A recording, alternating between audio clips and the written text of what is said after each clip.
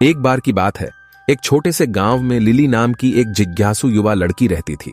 वह अपनी साहसिक भावना और अपने घर के चारों ओर फैले जादुई जंगल की खोज के प्रति अपने प्रेम के लिए जानी जाती थी। एक दिन घने जंगल में घूमते समय लिली की नजर एक कांटेदार पेड़ के नीचे छिपी एक प्राचीन दिखने वाली किताब पर पड़ी। उत्सुकतावश उसने इसे खोला और पाया कि इसमें रहस्यमय प्रतीक और मंत्र थे।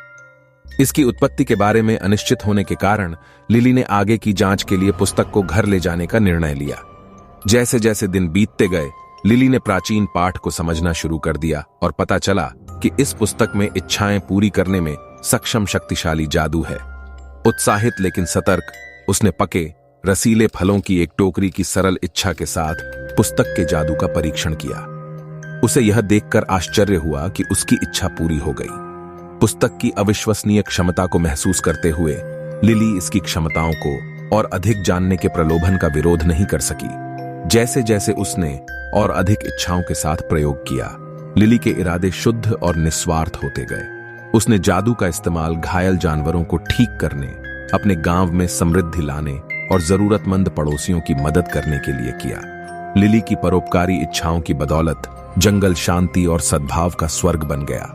हालांकि लिली की नई शक्ति की बात जल्द ही गांव से बाहर फैल गई और माल्ड्रेक नामक एक लालची जादूगर के कानों तक पहुंच गई। लिली की क्षमताओं से ईर्ष्या करते हुए माल्ड्रेक ने अपनी स्वार्थी इच्छाओं के लिए इसके जादू का उपयोग करने की उम्मीद में उससे किताब चुराने का फैसला किया।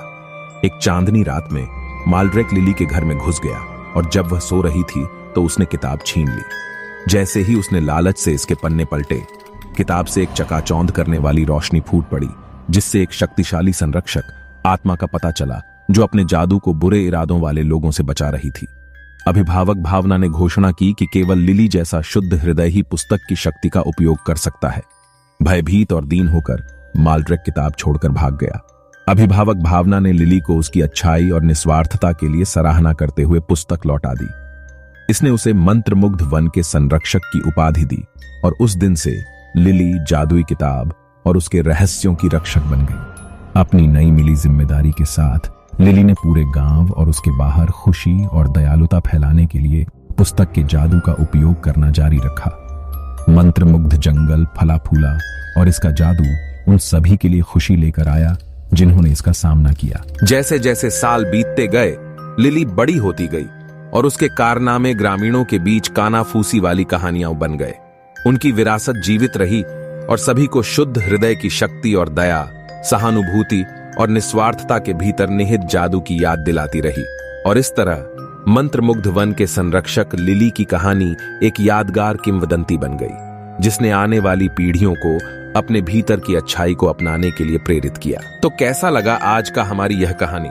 अगर कहानी अच्छा लगा तो वीडियो को लाइक करना मत भूलना और ऐसे ही मजेदार कहानियां वीडियो देखने के लिए चैनल को सब्सक्राइब करना मत भूलना। मिलते हैं और किसी कहानी के साथ, तब तक के लिए बाय बाय।